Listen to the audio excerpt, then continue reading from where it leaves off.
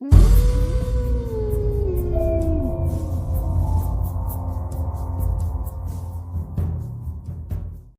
कहानी की लेखिका है सोनिया सैनी।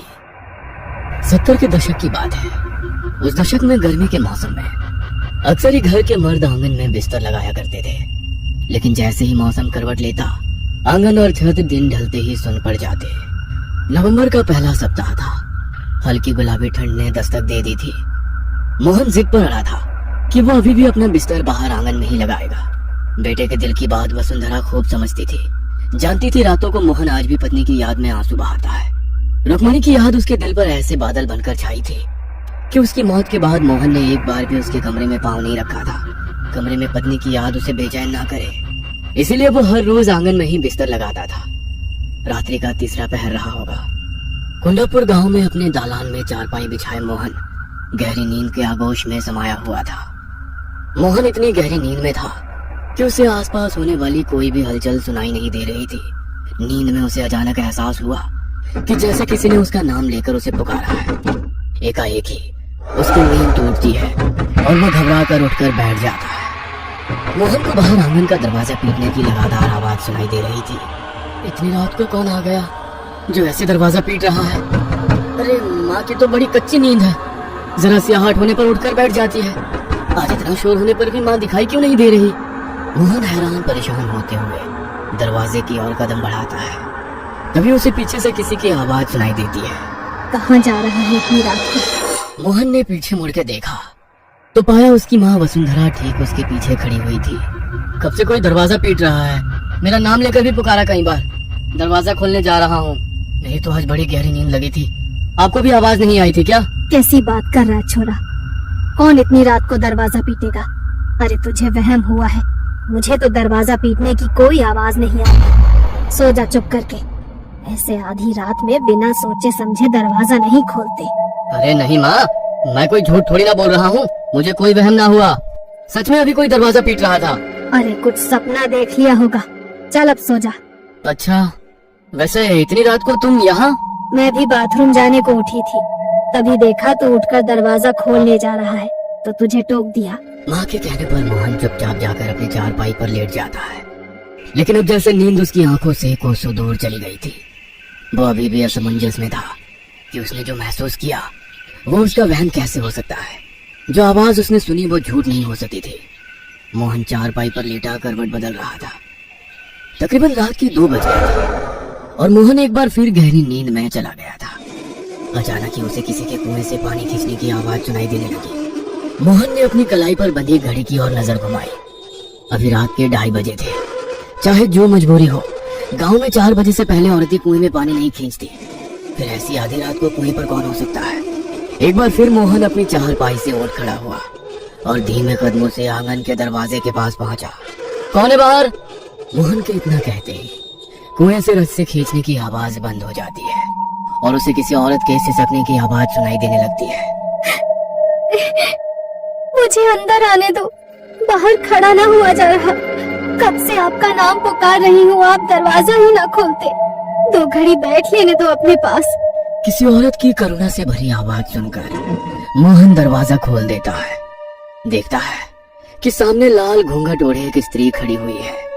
मोहन उसे लाकर अपनी चारपाई पर बैठाता है। आप भी मुझे पहचानने में गलती कर गई जी। इतनी जल्दी भूल गई क्या मुझे? मैंने आपको कितना पुकारा लेकिन आप सुनते ही नहीं। रुक्मणी, तू है क्या? घूंघट हटा दिखा मुझे। ये तू ही है ना? मैं तेरी आवाज पहचानने में धोखा नहीं कर सकता। नहीं, ऐसे नहीं दिखा सकती आपको। थोड़ा इंतजार करना होगा। अच्छा एक बात बताओ, मेरी याद आती है या नहीं? तेरे बिना तो ये घर घर ही नहीं लगता रे। तू क्यों चली गई मुझे छोड़कर? मैं ना मानती। जो मुझे याद करते तो अकेले कैसे रह लेते? बोलो, साबित करोगे अपना प्रेम? हाँ बता, क्या करना होगा? अमावस्या की रात मैं आऊंगी तुम्हें लेने। अगर प्यार करते हो तो मेरे साथ चलना होगा।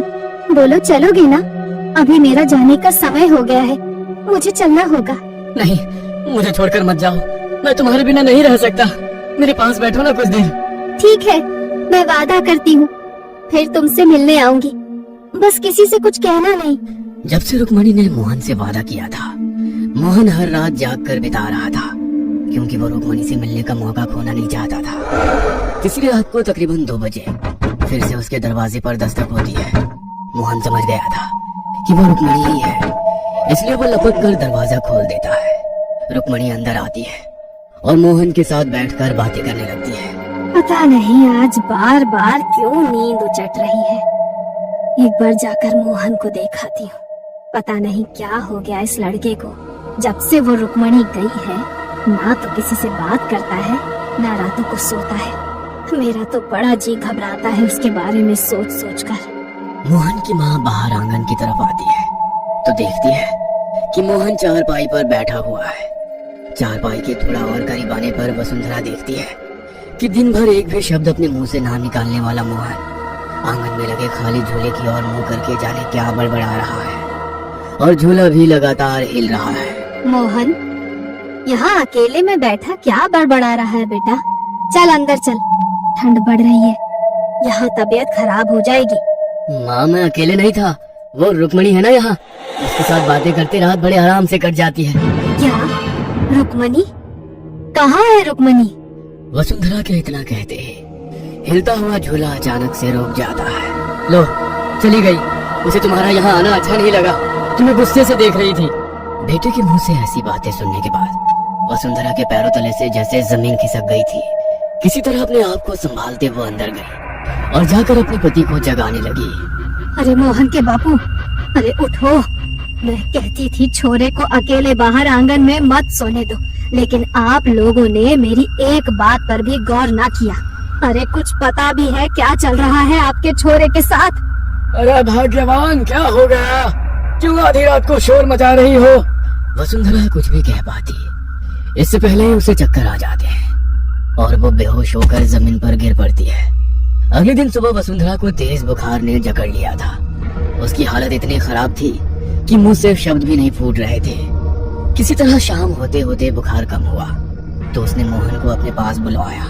मोहन, आज के बाद तो बाहर आंगन में नहीं सोएगा, और मैंने पहले भी कहा है, तू हनुमान चालीसा का पाठ किया कर बेटा। तू सच सच बता छोरा, क्या सच में तुझे वो रुक्मणी दिखाई देती है? माँ, जीते जी तूने उसे चैन से रहने ना दिया, अब मरने के बाद तो उसे चैन लेने दे। और मैं बता रहा हूँ, अगर मेरे और रुक्मणी के बीच में आप लोग आए ना तो अच्छा ना होगा। वैसे भी बस 1 हफ्ते की बात है, उसके बाद मैं यहाँ नहीं रहने वाला। क्यों? कहाँ जा रहा है? तू बावला तो नहीं हो गया है? जा रहा हूँ अपनी रुक्मणी के साथ। वैसे भी मेरा मन नहीं लगता अब इस घर में, जहाँ वो रहेगी मैं भी वहीं रहूंगा। होश में आ छोरा, लुगाई के गम में बावला हो गया है क्या? कुछ होश है तुझे? क्या कह रहा है? अरे मर चुकी है रुक्मणी, और मरे हुए के साथ मरा नहीं जाता। अब वो तेरी लुगाई नहीं, एक प्रेत है। समझदार, जो मेरी रुक्मणी के लिए कुछ कहा तो। अचानक ही मोहन की आंखें सफेद हुई और उसका चेहरा बदला बदला सा लगने लगा। दोहरी सी आवाज में उसने कहा, जब ये मेरे साथ जाना चाहता है तो तू बीच में क्यों आ रहा है? दूर रह वरना पछताएगा। मोहन का ये रूप देखकर घर में सभी सदमे में आ गए थे। उसके बाद किसी की भी मोहन से एक भी शब्द कहने की हिम्मत ना हुई। कुछ देर बाद मोहन थोड़ा सामान्य हो गया था, लेकिन उसके चेहरे पर एक अजीब सी बेचैनी दिखाई पड़ रही थी। अगले 2 दिनों तक मोहन ने ना किसी से बात की, ना ही कुछ खाया पिया। बस बेचैनी में वो हर समय अपनी उंगलियां आपस में रगड़कर अपने कमरे में चहलकदमी करता रहता और रात में सबके सोने के बाद आंगन में अपनी चारपाई लगा लेता। छोरे के रंग ढंग देख रहे हैं जी आप? अरे पूरी तरह से उसके बस में हो गया है। अरे लगता ही नहीं है कि हमारा छोरा है ये। अरे मुझे तो लगता है सच्ची में ले जाएगी हमारे छोरे को वो। कुछ करो, नहीं तो हाथ धो बैठोगे उससे। रुक्मणी मोहन की पत्नी और वसुंधरा की बहू थी। 16 की उम्र में ब्याह कर वसुंधरा के घर आई थी। ससुराल में पति मोहन से प्यार तो मिला, लेकिन सास की नजरों में वो हमेशा खटकती रही। कारण था रुक्मणी का निसंतान होना।